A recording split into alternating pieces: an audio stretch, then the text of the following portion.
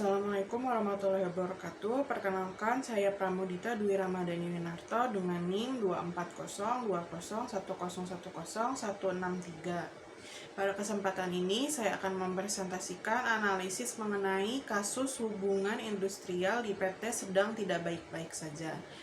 Sebuah perusahaan retail di Indonesia yang mengalami peningkatan turnover karyawan yang signifikan. Presentasi ini akan membahas 3 hal utama: bagaimana perusahaan dapat mencegah masalah hubungan industrial, peran serikat pekerja dan manajemen dalam menciptakan lingkungan kerja yang kondusif, serta rekomendasi kebijakan berbasis praktik terbaik dalam manajemen hubungan industrial. Mari kita mulai dengan memahami situasi yang dihadapi. PT sedang tidak baik-baik saja menghadapi 4 kondisi utama yang saling berkaitan. Yang pertama, sistem penggajian yang dianggap tidak memuaskan karyawan. Yang kedua, kurangnya perhatian terhadap keseimbangan kerja dan kehidupan pribadi atau work-life balance. Yang ketiga, sebagai dampaknya, tingkat turnover karyawan meningkat signifikan. Banyak karyawan yang memilih mengundurkan diri. Dan keempat, perusahaan ini kesulitan merekrut karyawan baru karena reputasinya yang memburuk di kalangan tenaga kerja. Kondisi ini menimbulkan kekhawatiran serius terhadap keberlangsungan operasional perusahaan. Jika kita telusuri akar masalahnya, ada 3 penyebab utama: penggajian yang tidak transparan dan dianggap tidak adil, beban kerja tinggi tanpa batasan jam kerja yang jelas, serta minimnya komunikasi 2 arah antara karyawan dan manajemen.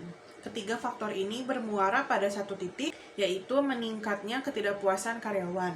Jika dibiarkan, ketidakpuasan ini berkembang menjadi 3 konsekuensi serius, yaitu turnover yang meningkat tajam, reputasi perusahaan sebagai pemberi kerja yang buruk, dan potensi munculnya sengketa hubungan industrial. Ini menunjukkan bahwa akar masalahnya bersifat struktural, bukan sekedar keluhan individu yang bisa diabaikan begitu saja. Untuk menggambarkan skala masalah ini, saya sajikan 2 ilustrasi data. Grafik di sebelah kiri menunjukkan tren tingkat turnover karyawan yang terus meningkat dari tahun ke tahun, mencerminkan bahwa masalah ini bukan kejadian sesaat, melainkan tren yang memburuk secara konsisten. Sementara itu, diagram donat di sebelah kanan menunjukkan proporsi alasan utama karyawan mengundurkan diri, di mana sistem pengkajian dan work-life balance menjadi 2 faktor dominan, jauh melebihi alasan lain seperti jenjang karir. Data ini mengonfirmasi bahwa kedua isu tersebut harus menjadi prioritas utama pembenahan perusahaan. Berdasarkan analisis tersebut, ada 4 strategi utama yang dapat diterapkan perusahaan untuk mencegah masalah hubungan industrial serupa. Pertama, transparan sistem penggajian dengan struktur gaji yang jelas dan berbasis kompetensi. Kedua, kebajikan work-life balance yang konkret, termasuk batas jam kerja dan fleksibilitas kerja. Ketiga, membangun komunikasi 2 arah melalui forum dialog rutin dan survei kepuasan karyawan. Dan keempat, membangun mekanisme deteksi dini serta jalur mediasi bipartit agar masalah kecil tidak berkembang menjadi konflik yang lebih besar. Selanjutnya, mari kita bahas peran serikat pekerja yang menciptakan lingkungan kerja yang kondusif. Serikat pekerja seharusnya diposisikan sebagai mitra strategis, bukan sekedar penyalur keluhan. Perannya mencakup 3 hal utama, yaitu menyalurkan aspirasi karyawan secara terstruktur kepada manajemen, terlibat aktif dalam perundingan perjanjian kerja bersama atau PKB yang mengatur upah dan jam kerja secara adil, serta mengawasi agar kebijakan kesejahteraan yang telah disepakati benar-benar diimplementasikan, bukan hanya menjadi wacana di atas kertas. Di sisi lain, manajemen juga memiliki peran yang sama penting. Manajemen perlu menunjukkan kepemimpinan yang terbuka dan responsif terhadap kritik, melakukan evaluasi berkala terhadap struktur kompensasi agar tetap kompetitif dan adil, menyediakan kebijakan kerja yang fleksibel dengan beban kerja yang terukur, serta memastikan seluruh kebijakan perusahaan patuh terhadap regulasi ketenagakerjaan yang berlaku di Indonesia.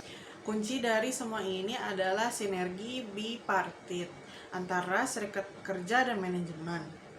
Lingkungan kerja yang kondusif tidak lahir dari konfrontasi, melainkan dari kolaborasi. Serikat pekerja berperan menyuarakan kepentingan karyawan dan mengawal implementasi kebijakan, sementara manajemen berperan menetapkan kebijakan yang adil dan terbuka terhadap masukan. Ketika kedua pihak bertemu dalam forum bipartit yang produktif, hasilnya adalah kepercayaan yang meningkat, konflik yang terselesaikan lebih awal, serta produktivitas dan loyalitas karyawan yang menguat. Berikut adalah ringkasan rekomendasi kebijakan berbasis praktik terbaik yang dapat diterapkan PT sedang tidak baik-baik saja. Mencakup 5 area, yaitu kompensasi, work-life balance, komunikasi, pengembangan karir, dan penguatan hubungan industrial melalui lembaga kerja sama bipartit. Setiap area dilengkapi dengan rekomendasi konkret dan target hasil yang ingin dicapai, sehingga implementasinya dapat diukur dan dievaluasi secara berkala oleh manajemen bersama serikat pekerja. Sebagai kesimpulan, krisis hubungan industrial yang dialami PT sedang tidak baik-baik saja berakar dari sistem penggajian yang tidak transparan dan minimnya perhatian pada keseimbangan kerja. Pencegahan membutuhkan transparansi kompensasi, kebijakan kerja yang seimbang, komunikasi dua arah, dan deteksi dini masalah. Serikat pekerja dan manajemen harus bersinergi sebagai mitra bipartit, bukan pihak yang saling berhadapan. Dengan menerapkan kebijakan berbasis praktik terbaik secara konsisten, perusahaan dapat memulihkan reputasinya dan menekan angka turnover karyawan. Demikian presentasi dari saya. Terima kasih atas perhatiannya. Wassalamualaikum warahmatullahi wabarakatuh.